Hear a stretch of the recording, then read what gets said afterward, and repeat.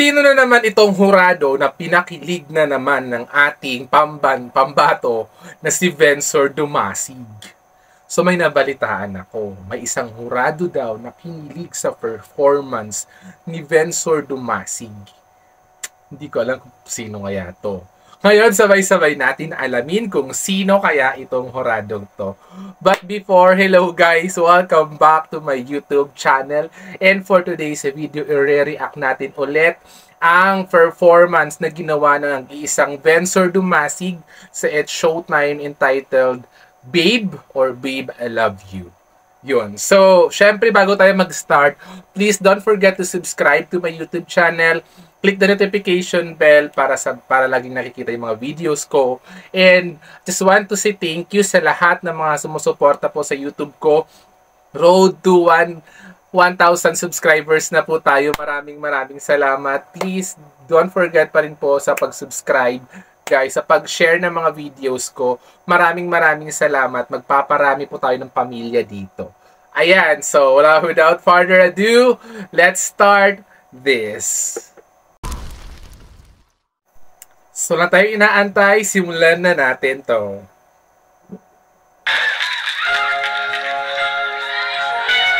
Vencor 23, defending champion. Ooh!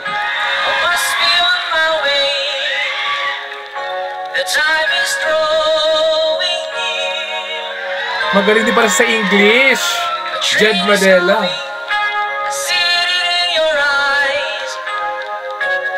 Julie Ann San Jose.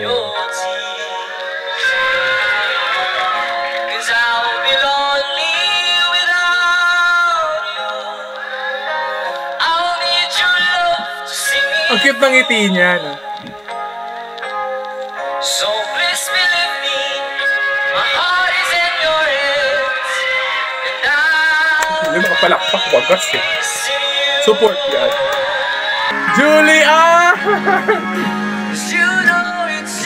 Wait lang. Ibalik natin yung yung reaction ni Julie Ann doon. Grabe, okay, ng nag-iisang Julie Ann San Jose. Sige nga, balik natin. Wait lang, doon tayo sa part na Julie Ann San Jose. Julie Ann.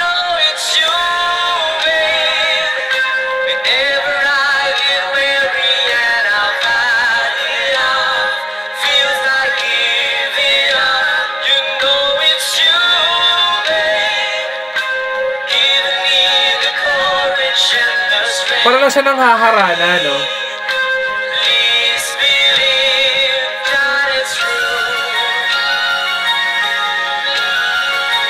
Babe, I love you.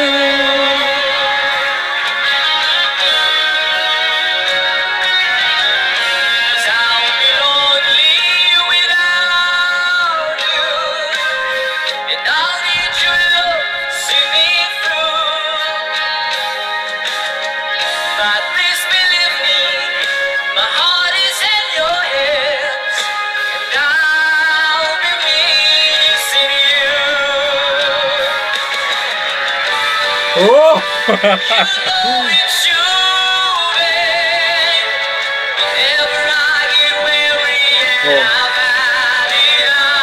Technique ba yun?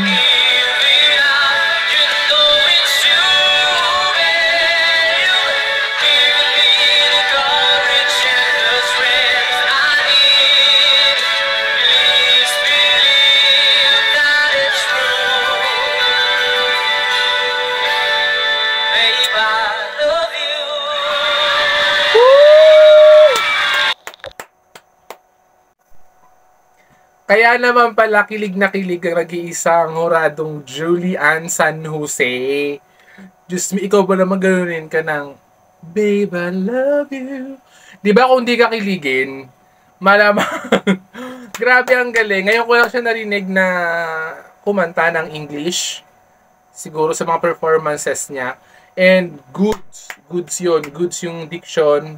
Klarado, wala masyadong arte sa kanta, sa pag-pronounce ng lyrics, klarado siya, goods yon. Yung atake niya pang sweet lang, tapos yung hinaharana ka lang niya na parang wala siyang masyadong wala masyadong palamuti siyang nilagay ngayon eh. Kumbaga parang, hinaharana ka lang niya. Normal lang na hinaharana ka ng isang Vencor. Ang galing, ang ganda. Kaya pala kilig na nag-iisang Miss Julian San Jose. Tapos, Jed Madela, talagang nakangiti yan mga Horados natin. Sobrang galing. Ang ganda ng performance niya dito sa part na to.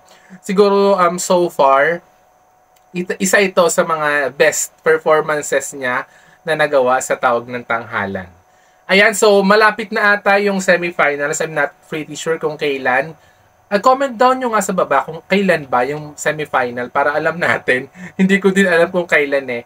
So kung nakaabot ka sa video na to, maraming salamat sa panonood sa aking reaction video. And please don't forget to subscribe to my YouTube channel. Click the notification bell para like nga bitin sa aking mga videos. And maraming salamat po sa mga suporta. Yun lamang po for now. Kita-kits po ulit tayo next time. And yun lang. Bye!